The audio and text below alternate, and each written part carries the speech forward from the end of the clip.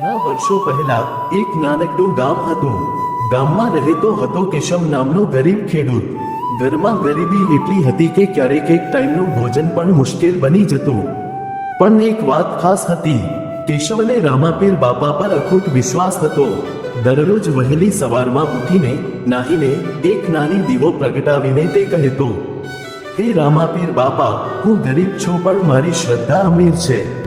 એક દિવસ ગામમાં ભારે દુષ્કાળ પડ્યો.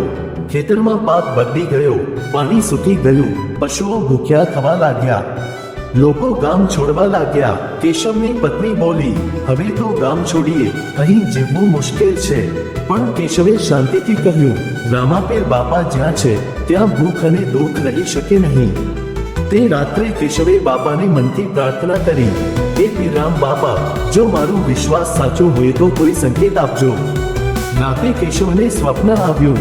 એક તેજસ્વી પુરુષ સફેદ વસ્ત્રોમાં, હાથમાં ઝંડો લઈને ઊભા હતા. તેઓ બોલ્યા, ભય ન કર કેશવ, સવાર સુધીમાં તારા ઘરમાં કૃપા વરસશે. સવાર પડી. કેશવ ઉઠીને બહાર ગયો અને જોઈને ચોંકી ગયો. જે કૂવો વર્ષોથી સૂકો હતો એમાંથી પાણી છલકાઈ રહ્યું હતું. ગામના લોકો દોડી આવ્યા. બધા બોલ્યા, આ તો ચમત્કાર છે, આ તો રામાપીર બાપાનો પરચો છે. પણ વાર્તા અહીં પૂરી થતી નથી દોસ્તો. એક અંધ વૃદ્ધ ગામમાં ભીખ માંગતો ફરતો હતો. બધા તેને રોગણતા, પણ કેશવે તેને ઘરમાં બેસાડ્યો, પાણી આપ્યું. વૃદ્ધે કહ્યું, બેટા, મને રામાપીરના દર્શન કરાવજે. કેશવે કહ્યું, બાપા, હું તો ગરીબ છું, પણ દિલથી દર્શન કરાવીશ.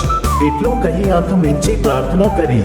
અને અચાનક વૃદ્ધની આંખોમાં પ્રકાશ આવ્યો. તે બોલ્યો, મને દેખાય છે, રામાપીર બાપા દેખાય છે. ગામમાં ખુશીની લહેર ફેલાઈ ગઈ. લોકો કહેવા લાગ્યા, જ્યાં શ્રદ્ધા છે ત્યાં રામાપીર બાપા છે, જ્યાં વિશ્વાસ છે ત્યાં પરચો છે.